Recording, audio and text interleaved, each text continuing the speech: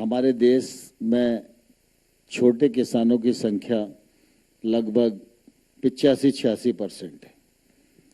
अब छोटे किसान की अपनी हैसियत निवेश करने की है नहीं, दूसरा कोई बड़ा आदमी वहाँ निवेश करने पहुँचता नहीं है। लेकिन अगर छोटे किसान की ताकत नहीं बढ़ेगी तो कृषि की ताकत नहीं बढ़ेगी, और कृषि की ताकत नहीं बढ़ेगी तो भारत की जो कृषि की जीडीपी है उसकी ताकत नहीं बढ़ेगी। और अगर हम अप्रत्यक्ष रूप से देखें या प्रत्यक्ष रूप से देखें तो हमारे ध्यान में आएगा कृषि के अर्थव्यवस्था को व्यापारिक दृष्टि से कोई कैसे भी ले, लेकिन मैं ऐसा मानता हूं कि प्रासंगिक रूप से वह भारत की रीढ़ है।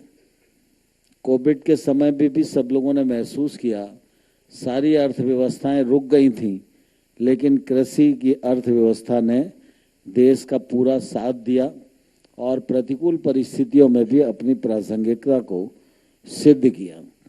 इसलिए आज जरूरत है छोटा किसान मुनाफे की खेती करे, छोटे किसान की ताकत बढ़े, और इसलिए भारत सरकार ने कृषि उत्पाद संगठन की योजना बनाई। आज देश में 10,000 एफपीओज बनाए जा रहे हैं। इन पर 6,865 करोड़ रुपया भारत सरकार खर्च कर रही है।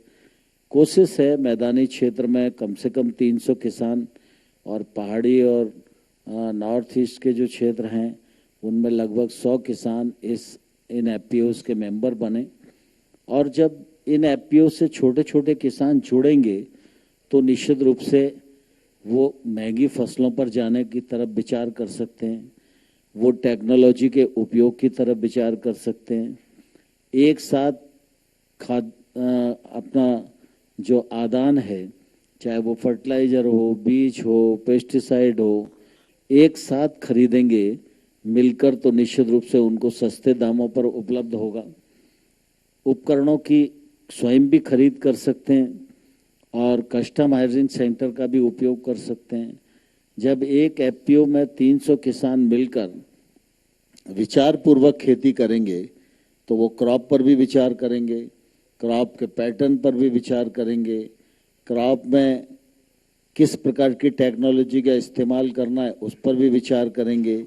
एक ही मात्रा में आदान की उपयोगिता उसमें होगी, तो स्वाभाविक रूप से जब एक क्लस्टर का उत्पादन होगा तो उस उत्पादन की गुणवत्ता भी अच्छी होगी, और उस उत्पादन को एफपीओ मिलकर इसलिए बेच सकता है कि 300 किसान के मिलकर जो उत्पाद का वॉल्यूम होगा वो वॉल्यूम उसकी सौदेबाजी की ताकत बढ़ाएगा, और निश्चित रूप से उसके कारण वो किसान अच्छा दाम भी ले पाने में सफल होगा। तो इस दृष्टि से एफपीओ कार्यक्रम भी प्रारंभ किया गया है। लेकिन हम सब इस बात को भलीभांति जानते हैं कि कृषि के क्षेत्र में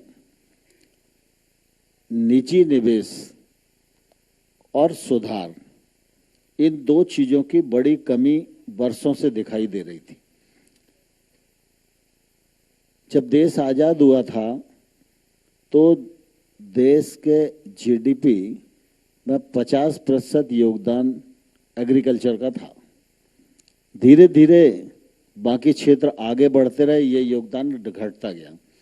उसका मूल कारण है कि जो बाकी क्षेत्र हैं, चाहे वो कोई इंडस्ट्री का क्षेत्र हो, सर्विस का क्षेत्र हो, बाकी और अन्य क्षेत्र हो, सब में निजी निवेश के दरवाजे खुले रहे और समय समय पर निजी निवेश हो, इसको सरकारें सलर बनाती रही। और दूसरा कि जहां जरूरत पड़ी वहां नियम और कानूनों का रिफॉर्म किया। हम देखते हैं कि पार्लियामेंट में, विधानसभाओं में हर बार हर सत्र में कोई ना कोई कानून ऐसा आता है जो किसी को सुधार की तरफ ले जाने के लिए प्रेरित करता है। तो स्वाभाविक रूप से जब कृषि का क्षेत्र है तो कृषि के क्षेत्र में निजी निवेश का पूर्णतः अभाव रहा। किसी की रुचि नहीं रही, कोई प्लेटफॉर्म भी नहीं था, किसी ने प्रेरित भी नहीं किया।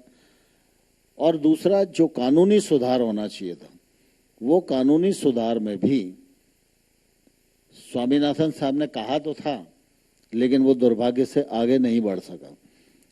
तो स्वाभाविक रूप से आज निजी निवेश हो, इसके लिए agriculture infra fund 1 lakh crore रुपए का इसका प्रावधान किया गया। हमसे है दुनिया, हमें कुछ करके दिखाना है। मिट्टी मेरी, सेहत मेरी, खेती का नया जमाना है। किसान तक खाना है तो उगाना है।